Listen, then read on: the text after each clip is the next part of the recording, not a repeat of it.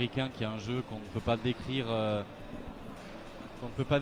Gaëtan qui est un jeu beaucoup plus classique, on va dire. Donc ça va être un sacré duel. L'américain qui est encore junior.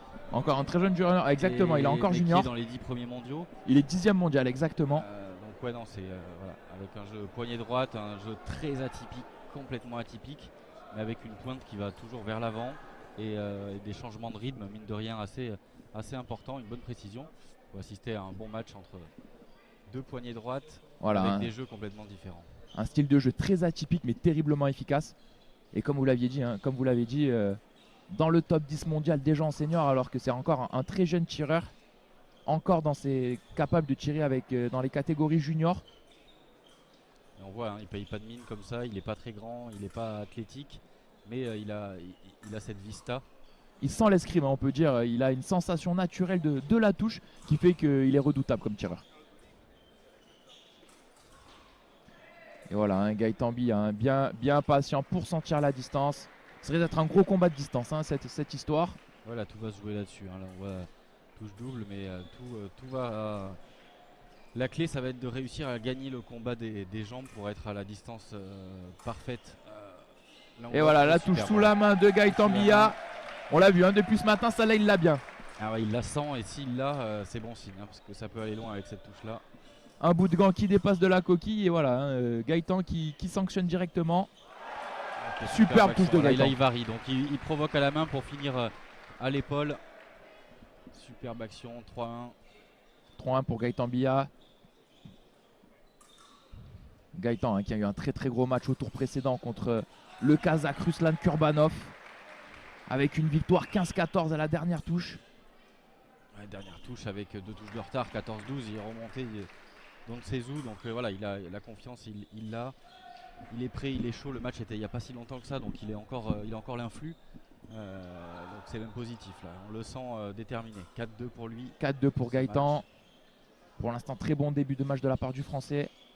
Les deux qui cherchent à se faire partir pour se contre-attaquer. Et on voit toujours un temps de jambe de Gaëtan qui fixe son adversaire avant d'enchaîner la vraie attaque. Et là, c'est l'Américain qui a anticipé et qui a lâché son attaque. Qui a vraiment lâché l'attaque à l'épaule en un temps et qui touche.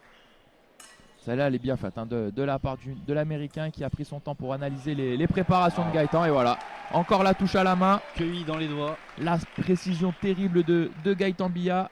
Ça peut faire douter l'adversaire, de se dire bah là j'en prends 2 dans la main, il faut falloir que je change ma position. Ça peut faire reculer le bras ou avancer trop vite. Voilà, c'est bien de les mettre celle-ci. Il faut continuer ce pressing. Ah, la touche en l'air de l'Américain. Là c'est dommage parce qu'on voit que c'est Gaëtan qui fait partir l'Américain. L'Américain déclenche, mais il n'arrive pas à le toucher. 5-4. C'est ça, normalement quand on arrive à faire déclencher l'adversaire et que lui il est en l'air, normalement nous au sol on a le temps de placer notre pointe. C'est exactement ça, là ça a été l'inverse. Mais dans l'idée, dans le concept de la touche, il avait raison, donc il faut qu'il s'appuie dessus malgré tout. Voilà, une bonne initiative, malheureusement pas payée pour Gaëtan. Et c'est la même là encore. Donc est-ce que c'est pas l'Américain qui a, comme on disait, avec son style de jeu atypique, mais en même temps son ressenti de l'escrime, là il n'est pas en train de piéger notre Français. Ouais, il est peut-être en train de lui tendre des faux pièges ou des faux espoirs. Mais en tout cas on voit que il part avec son petit saut flèche à l'épaule. Il se complique pas la tâche. Et il doit avoir changé un petit peu la distance d'ici. On a un peu du mal à cerner, mais je pense qu'il a dû modifier un peu la distance pour réussir à toucher tout seul. C'est vrai que sa pointe arrive plus vite sur la cible et du coup Gaëtan n'a pas le temps de placer la sienne. Touche double cette fois. 6 partout. Comme on disait, c'est le combat de la distance là, qui est en train de se dérouler devant nous. Les deux athlètes qui essayent de chercher leur distance, on se répète un petit peu, mais avec ce style de jeu caractéristique des deux, et c'est vraiment le point clé pour gagner ce match. C'est ça, avec des poignées droites comme ça, donc on va essayer de jouer sur la longe et sur la distance plutôt que sur la force. Et donc le but en fait est de gagner cette bataille là de la profondeur de la pointe et non et on va plutôt passer à côté, d'écarter la lame de son adversaire. Voilà, c'est pas le but, c'est d'aller le plus vite possible sur la cible. Exactement, et en fait l'Américain arrive à bien casser cette distance parce qu'il a le bras très en retrait, donc il a presque la main au niveau du buste, donc on a l'impression qu'il est loin, mais en fait c'est juste qu'il fausse la distance, et dès qu'il allonge en fait on se retrouve beaucoup trop près. par rapport à des athlètes qui ont le bras semi-allongé, où en fait le temps d'allonge du bras il est très infime, donc on peut se mettre un peu plus près. Et lui il fait une fausse distance, on a l'impression qu'il est vachement loin parce qu'on a la pointe trop loin, mais c'est juste qu'il a le bras très près du corps. Et donc quand il allonge, il a 1 mètre de rab. Et là-dessus il est plutôt malin. C'est vrai, hein, c'est vrai que Gaëtan va devoir se méfier par rapport à ça, voir avec peut-être son entraîneur là pendant la minute de pause comment justement anticiper cette distance qui peut s'allonger un peu plus que prévu. Donc on va voir comment va réagir le Français qui pour l'instant est au contact de son adversaire. On a vu de bonnes choses, on a vu une belle réaction de l'Américain et donc on va voir comment commence ce deuxième tiers-temps. Ouais, le match est plutôt plaisant. Le coaching va être important. L'Américain est coaché par Seth Kelsley, qui était aussi un tireur très atypique. Je ne sais pas si tu te souviens de son escrime. Tout à fait, donc, 4e aux Jeux Olympiques de Londres. Donc le coaching doit être sympa à entendre, je pense. C'est clair que voilà, quand on voit des jeux atypiques comme ça, on se dit mais qu'est-ce qu'on peut dire aux tireurs parce que voilà, il est tellement unique que voilà, on peut pas trop s'appuyer sur l'expérience ou sur des cas déjà vus quoi. Donc c'est vrai que ce soit un tireur aussi atypique que Seth Kelsley qui coach Imrek, bah ouais, ça doit être un ticket gagnant. Ah ouais, ça doit être quelque chose de trouver les mots justes. J'aimerais bien écouter un petit peu ce qui se dit. Allez, c'est reparti pour ce deuxième tiers-temps. 6 partout. Voilà, ouais, encore la touche sous la main de Gaëtan Billa. Et voilà, et on a vu Imrek qui a fait un geste avec la main comme ça par rapport à la distance, voilà. Donc voilà, on insiste, mais voilà, le combat se déroule vraiment sur cet aspect du combat. Touche double. Là, il part d'un peu loin, donc il a la double. Les deux actions qu'il avait mises simples avec la même flèche, il était juste une distance différente. Il avait réussi à toucher. Gaëtan s'éloigne un petit peu, on le voit qu'il est un poil plus loin. Il n'y a pas grand chose, il doit avoir peut-être 20 cm, mais ça fait la différence. Et voilà, on voit que cette fois maintenant il arrive à attraper la double. Et peut-être qu'avec encore 1 millimètre de moins, il pourrait peut-être toucher tout seul. Exactement, ouais. Mais voilà, ça se joue vraiment sur du détail, du millimètre, mais ça fait une grosse différence, quoi. Donc 9-8 pour Gaëtan Billa qui est revenu donc, et qui a repris une touche d'avance dans le début de ce deuxième tiers-temps. Ah, là, cette fois les rôles se sont inversés, c'est Gaëtan qui a tenté une petite attaque et Sam Imrek qui a essayé de le contrer avec sa contre-attaque. Mais bon, c'est toujours le même résultat, toujours plus 1 pour notre Français. Ouais, touche double on les prend, surtout quand le score enfle comme ça là à 19. C'est à prendre. Pareil, on voit aussi une attitude très déterminée de Gaëtan aujourd'hui. Ouais, il est concentré, il a envie de réussir. Toujours actif. Il mérite parce qu'il fait des bons matchs. Il faut qu'il soit bien actif de la pointe, garder la bonne distance pour pas se faire prendre, cueillir dans les doigts. Voilà, il lui montre qu'il est là. Il lui montre qu'il est là. On voit que là il n'arrive plus à toucher simple l'Américain parce qu'il est juste un poil plus loin et du coup Gaëtan a le temps soit de faire une petite retraite pour toucher. Là on voit qu'il a avancé sur l'action pour pouvoir venir rentrer dedans. Et il a fait deux contre-attaques différentes pour deux mêmes résultats, mais en essayant de perturber un peu l'Américain parce qu'il se dit il m'est rentré dedans, là il a reculé, il y a eu double et double, donc il va falloir peut-être que je change quelque chose. Donc c'est stratégiquement très bien pensé. Et c'est très solide là ce que nous propose le Français.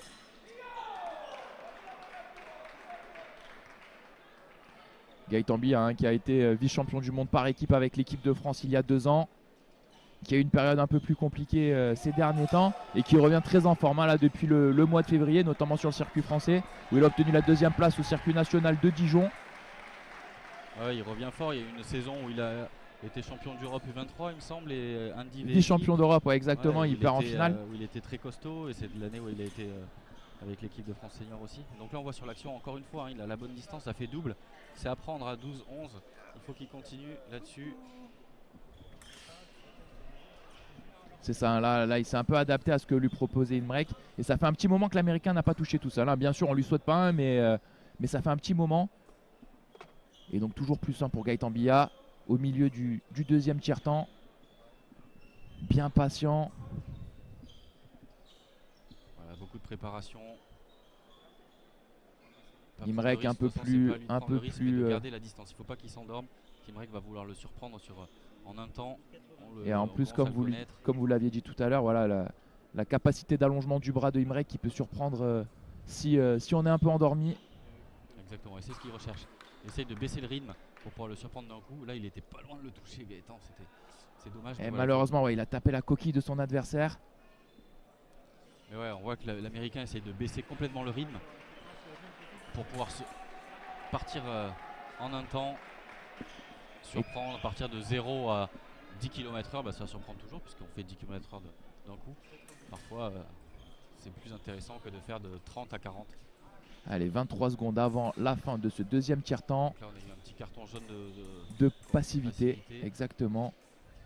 Gaëtan Billa toujours en tête. 12-11. Vincent, allez, pas loin d'être sous la main. C'est bien défendu par le Français.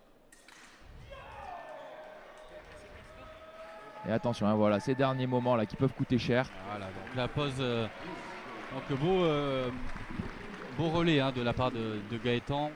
On voit qu'il a réussi à casser un petit peu la distance pour avoir ses doubles. Bon, c'est bon à prendre. Une seule touche simple, mais ça suffit hein, avec une touche simple et que des doubles, bah, ça fait un point de plus et on gagne. Hein. Et c'est important aussi de commencer la dernière période en étant devant. On peut se dire qu'on a encore une cartouche d'avance, on va dire. Voilà, donc pour l'instant, c'est un scénario qui est plutôt positif. Gaëtan qui pour l'instant n'a pas été touché seul dans ce deuxième tiers-temps. Ouais, exactement, il donc a réussi à ne plus prendre ses flèches en un temps, donc ça c'est plutôt bien. L'Américain l'a dit, hein, à un moment donné sur la touche qu'il prend, il montre qu'il est un peu embêté avec la distance. Et ça fait les affaires de Gaëtan. Et il ça va falloir aussi, revenir direct, focus dès la première seconde parce qu'on sait comment l'Américain peut emballer un match. Hein. Puis voilà, hein, et cette histoire de distance, je pense aussi que Hervé Fagé et Gaëtan l'ont analysé, l'ont saisi et ils vont être attentifs, notamment Gaëtan sur la piste, que voilà, sa distance soit la sienne, soit juste et puisse lui permettre de toucher son adversaire, allez, on espère encore une fois ou deux, tout seul. Hein. Ah oui, même 3 fois hein, s'il peut. Hein, ah bien sûr, c'est sûr, ça serait parfait, ça nous éviterait quelques suées, quelques frissons. Allez, et c'est reparti. Hein. La troisième et dernière reprise, 12-11 pour Gaëtan Billa. Un pressing de la part de l'Américain. Allez, hein, une petite touche à la main, là, on la prendrait volontiers. Hein. Gaëtan qui garde la distance, qui bloque avec la main. Qui veut le faire déclencher. Voilà, la nouvelle touche double. On sent que c'est encore lui qui a l'initiative. Hein. C'est lui qui rentre dans la distance. Il rentre dans la distance pour faire déclencher l'attaque de Imrek et il le touche. Donc c'est vachement bien joué. 13 à 12 pour notre Français, à 2 touches de rallier les quarts de finale de Challenge Monal 2025. Voilà, il est concentré, le regard déterminé, il faut qu'il continue là-dessus. 13-12 pour Gaëtan Billa.